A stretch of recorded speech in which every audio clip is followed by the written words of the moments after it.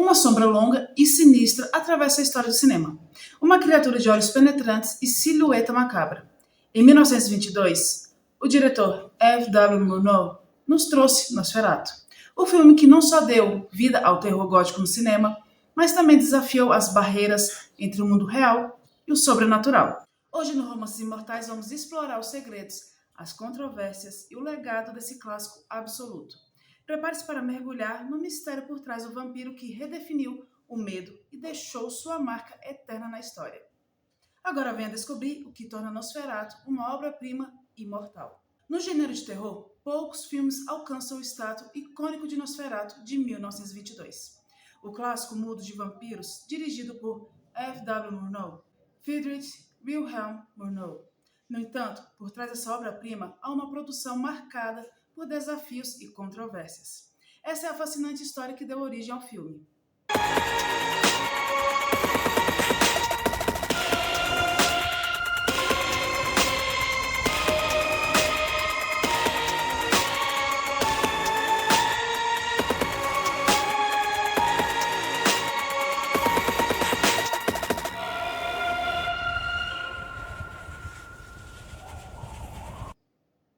O cineasta alemão F. W. Murnau é frequentemente celebrado pela atmosfera sombria e pelas imagens inesquecíveis de Nosferatu, e com razão. Ele também foi responsável por sucessos como A Última Gargalhada, de 1924, Faust, de 1926 e Sunrise, de 1927. Porém, o produtor do filme, Albin Grau, merece tanto reconhecimento quanto o diretor. Além de produtor, Albin Grau era um ocultista experiente e membro de uma ordem hermética chamada Fraternista Saturni, Irmandade de Saturno. Muitos acreditam que o envolvimento de Albin Grau com o ocultismo foi essencial para criar o ambiente assustador de Nosferatu.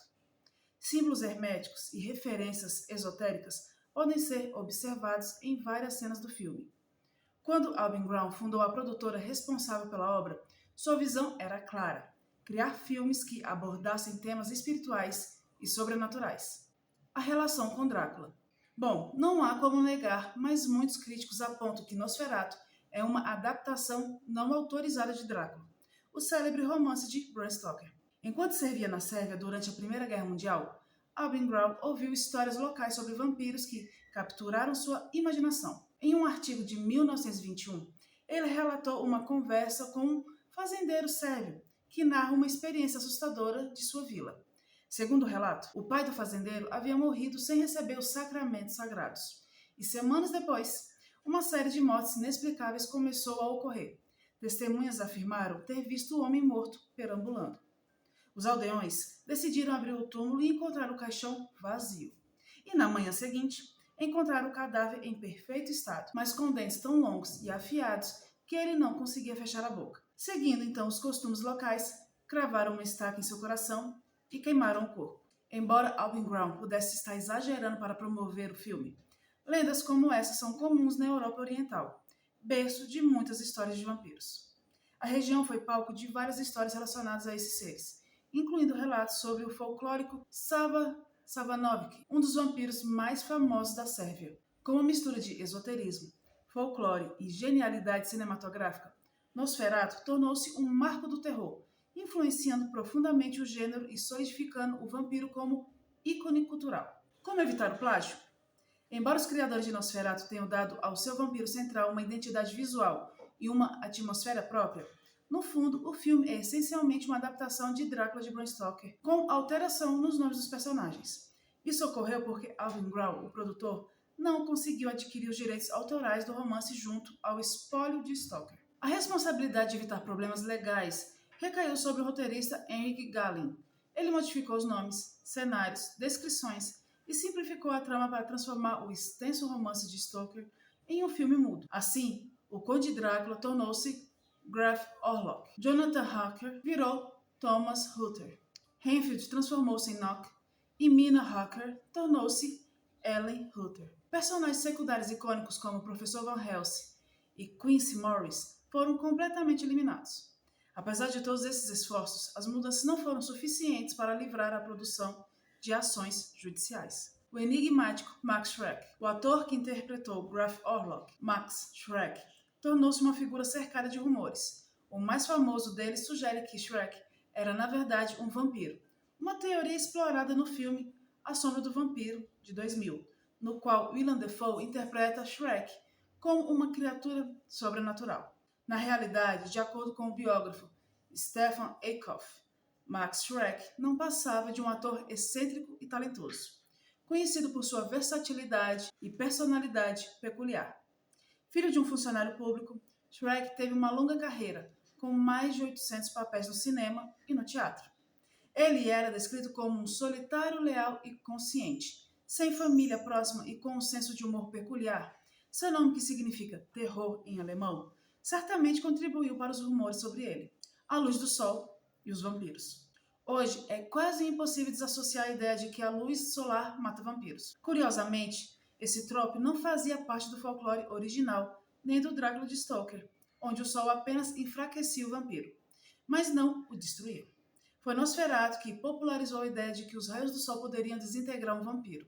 A cena do filme, em que Graf Orlok é destruído pela luz do amanhecer, foi uma solução criativa e econômica para evitar a representação gráfica da morte de um vampiro, que no folclore tradicional envolvia estacas no coração, decapitação e cremação. Essa inovação de Murnau, além de marcante, acabou se tornando uma regra quase universal nas histórias de vampiros. A estreia, um evento à altura. A estreia mundial de Nosferatu não poderia ser algo convencional.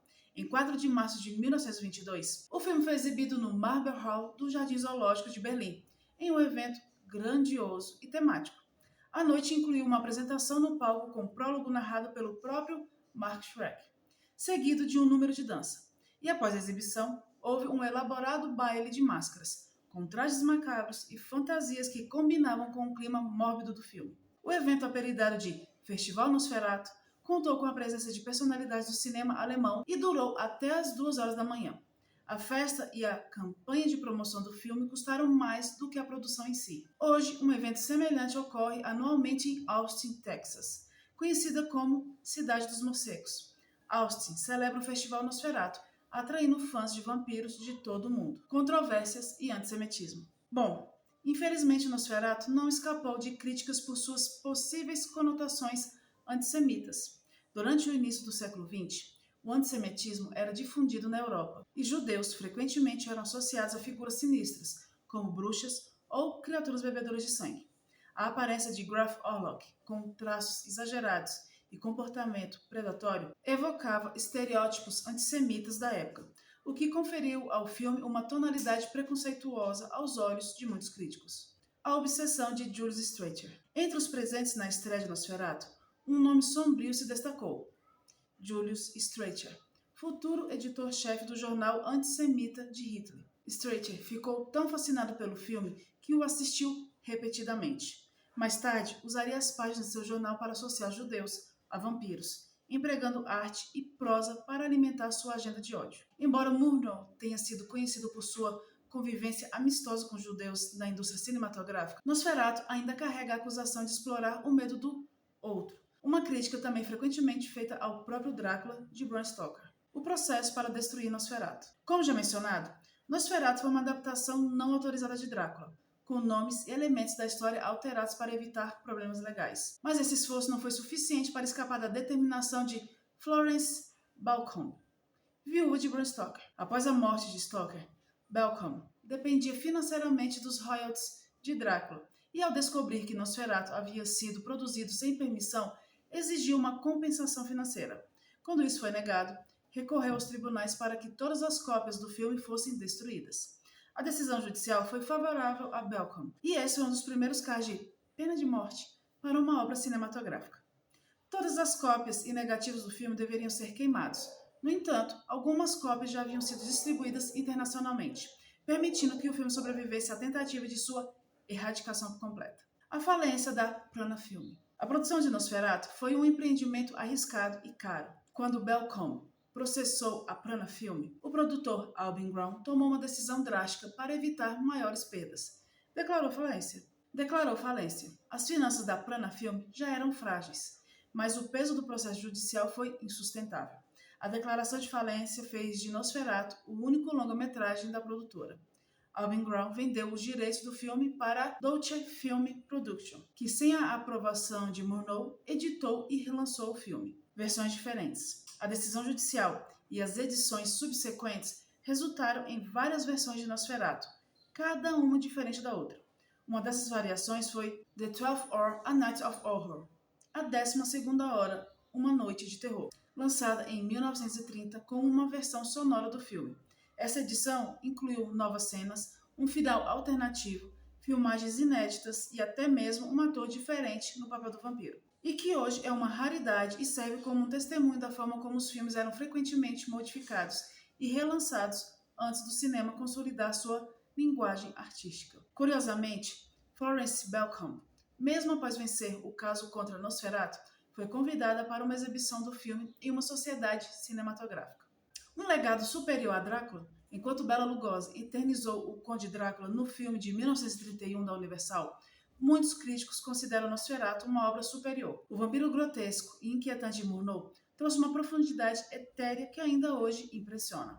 O renomado crítico Roger Ebert, por exemplo, deu ao filme uma nota máxima de 4 estrelas, comentando: assistir a Nosferatu é como ver o filme de vampiros antes que ele fosse soterrado por clichês, piadas e caricaturas. O filme realmente parece acreditar em vampiros. Um novo remake no horizonte. Nosferatu já foi refeito uma vez, em 1979, pelo cineasta alemão Werner Herzog, com Klaus Kinski no papel de Conde Drácula. Agora uma nova versão será lançada, dirigida por Robert Eggers, conhecido por The Witch e The Lighthouse. Eggers, atraído pelo simbolismo ocultista e pela representação primitiva do vampiro, comentou, abre aspas, Nosferatu está mais próximo do vampiro popular. O vampiro de Max Schreck combina o folclore, a literatura gótica inglesa e as teorias ocultistas de Alvin Grau. Fecha aspas. Com esse remake, Nosferatu promete continuar fascinando novas gerações, solidificando ainda mais seu status como uma das obras mais importantes do cinema de terror. E assim, Nosferatu permanece um monumento ao poder do cinema de transcender o tempo, as barreiras legais e até mesmo as chamas da destruição. Mais do que um simples filme, ele é uma lenda, uma porta aberta para o imaginário sombrio que há mais de um século fascina e aterroriza, seja por sua estética inovadora, suas raízes ocultistas ou o impacto cultural duradouro. Nosferatu continua sendo uma obra imortal. Agora, queremos saber o que você achou dessa viagem ao coração do terror clássico. Deixe seu comentário e compartilhe suas teorias sobre essa história fascinante. E não esqueça de curtir, se inscrever aqui no Romances Imortais e ativar o sininho para não perder nenhum conteúdo. E como sempre, imortais, até a próxima!